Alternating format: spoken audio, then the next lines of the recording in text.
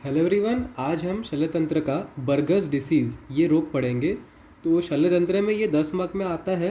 तो हम देखते हैं बर्गस डिसीज़ हिंदी में क्या कहते हैं। तो बर्गस डिसीज़ जो है ये सर्जरी का टॉपिक है और शल्यतंत्र के अंदर आता है, जो कि 10 मार्क का वेटेज गेन रखता है और 10 मार्क में या फिर 5 मार्क में इसे पूछा जा सकता है। तो स्टार्ट करते हैं बर्गस डिसीज़। तो seen in male of young age group, अर्थात मेल में दिखता है, मतलब बर्गर डिसीज़ जो है ये मेल में होता है मेनली। और कब किसको होता है? यंग एज ग्रुप, अर्थात यंग जो लोग हैं उनको होता है। तो हम याद कर सकते हैं कि यंग अर्थात बॉयज़ हो गए, यंग बॉयज़ होते हैं। तो बॉयज़ से बी और बर्गस से बी, अर्थात बॉयज़ को बर्गर डिसीज़ होगा, अर्थात B equals to B, boys Buerger's disease. अब क्यों मैंने बी बताया, क्यों ऐसे शॉर्ट फॉर्म बताया, तो मैं नेक्स्ट वीडियो बताऊंगा आपको। सेकंड डिसीज़ में है रेनॉल्ड्स डिसीज़, उसमें याद करना है कि गर्ल्स में होती है, इसलिए यहाँ पे हमें याद करना है कि बर्गस डिसीज़ बॉयज़ में होती है। ठीक है, हम देखते हैं कि it is seen only in smokers and tobacco users, अर्थात किस में होता है ये? जो बॉयज़ स्मोकर्स होते हैं, अर्थात सिगरेट यूज़ करते हैं, सिगरेट पीते हैं, या फिर टोबैको च्यूअर्स में, मतलब टोबैको सेवन करने वालों में होता है commonly.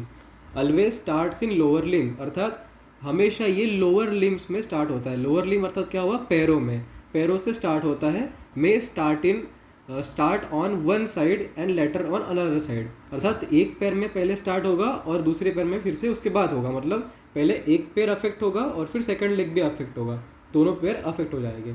Upper limb involvement occur only after lower limb is disease, अर्थात जब लोअर लिम अर्थात दोनों पैर जब डिसीज हो जाएंगे उसके बाद ये थर्ड नंबर पे अपर लिम अर्थात ऊपर के हाथों को अफेक्ट करेगा। मतलब क्या होगा कि बर्गर डिसीज़ पहले पैरों को इन्फेक्ट करेगा, अफेक्ट करेगा, उसके बाद उस हाथों को डिसीज़ करेगा। अब देखते हैं बर्गर डिसीज़ के कॉजेज़ क्या है। तो मेन कॉज है हार्मोन इम्बैलेंस, अर्थात हार्मोन का इम्बैलेंस हो गया तब भी बर्गर डिसीज़ हो सकता है। फैमिली हिस्ट्री, अर्थात किसी के पेरेंट्स को अगर पहले से ही बर्गर डिसीज़ था तो उसके ऑफस्प्रिंग को अर्थात उनके बच्चों को भी बर्गर डिसीज़ हो सकता है। हाइपर सेंसिटिविटी टू सिगरेट, हमने भी देखा इसे स्मोकर्स या फिर टोबैको यूज़र्स में होता है, इसलिए किसी पेशेंट को अगर सिगरेट से हाइपर सेंसिटिविटी होगी तो उसको भी डिसीज हो सकता है।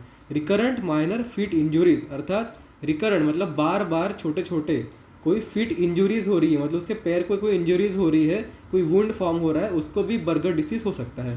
पुअर हाइजीन मतलब पैरों की हाइजीन पुअर रखना, इसके कारण भी हो सकता है। या फिर लोअर सोशियो इकोनॉमिक स्टेटस, अर्थात जो पुअर सोशियो इकोनॉमिक स्टेटस से होते हैं, गरीब लोग होते हैं, वो अपना हाइजीन प्रॉपरली मेंटेन रख नहीं पाते, उनको भी बर्गर डिसीज़ हो सकता है। अब देखते हैं क्लिनिकल फीचर्स क्या है बर्गर डिसीज़ के।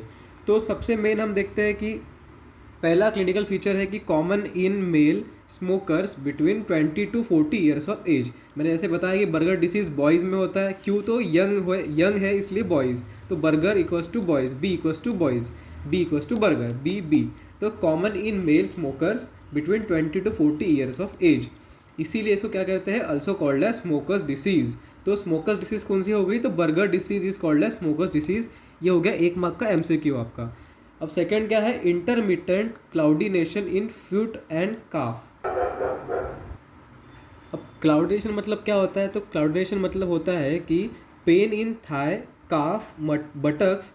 जब कब होगा इसमें पेन? जब हम वॉक करेंगे, जो भी पेशेंट है बर्गर डिसीज़ का, जब वो चलेगा तब उसके पैरों में इंटरमिटेंट मतलब थोड़ा थोड़ा, कंटिन्यूस पेन नहीं होगा, थोड़ा सा पेन होगा, फिर बंद हो जाएगा, फिर से स्टार्ट हो जाएगा। इसे कहते हैं इंटरमिटेंट क्लाउडिनेशन, अर्थात pain in buttocks area, thigh area and calf area during walking. ठीक है, तो चलने के समय पे उसे थोड़ा थोड़ा दर्द होगा, पहले दर्द होगा, फिर रुकेगा, फिर से दर्द होगा, फिर बंद हो जाएगा। इस तरह से हमने क्लिनिकल फीचर देख लिया। नेक्स्ट है रेस्ट पेन, अर्थात जब वो पेशेंट चलेगा, अर्थात मतलब जब चल रहा है तब तो पेन होगा ही होगा, लेकिन जब वो रेस्ट करेगा, मतलब वो जब चल नहीं रहा है, आराम से लेटा हुआ है, बैठा हुआ है, तब भी उसके पैरों में बर्निंग पेन होगा, अर्थात जलन जैसा पैरों में पेन होगा। कहाँ पे होगा? लोअर एंड ऑफ फुट, अर्थात जो फीट है उसका लोअर एंड में पेन होगा। अल्सरेशन हो सकता है, मतलब पूरा वहाँ पे अल्सर फॉर्म हो सकता है, या तो गैंग्रीन भी हो सकता है। मतलब गैंग्रीन कैसे होगा? तो पूरा उसका पैर सड़ जाएगा, वुंड जो बन गया था उसका पहले अल्सर फॉर्म होगा, और अल्सर का अगर ट्रीटमेंट नहीं हुआ तो गैंग्रीन फॉर्म हो सकता है। रिकरेंट सुपरफिशियल थ्रोम्बोफ्लेबाइटिस, अब रिकरेंट सुपरफिशियल आपको समझ आएगा कि बार बार, सुपरफिशियल अर्थात ऊपरी, और थ्रोम्बोफ्लेबाइटिस का अर्थ क्या होता है? Inflammation process causing blood clot and blocks when, मतलब एक ऐसी प्रोसेस होती है जिसमें इन्फ्लामेशन होगा सबसे पहले, उसके कारण क्या होगा, वहाँ के ब्लड का क्लॉट हो जाएगा और वहाँ की वेन्स जो है ब्लॉक हो जाएगी, उसे कहते हैं थ्रोम्बोफ्लेबाइटिस। तो inflammation of veins and blood clot formation is called as thrombophlebitis. तो रिकरेंट सुपरफिशियल थ्रोम्बोफ्लेबाइटिस होगा।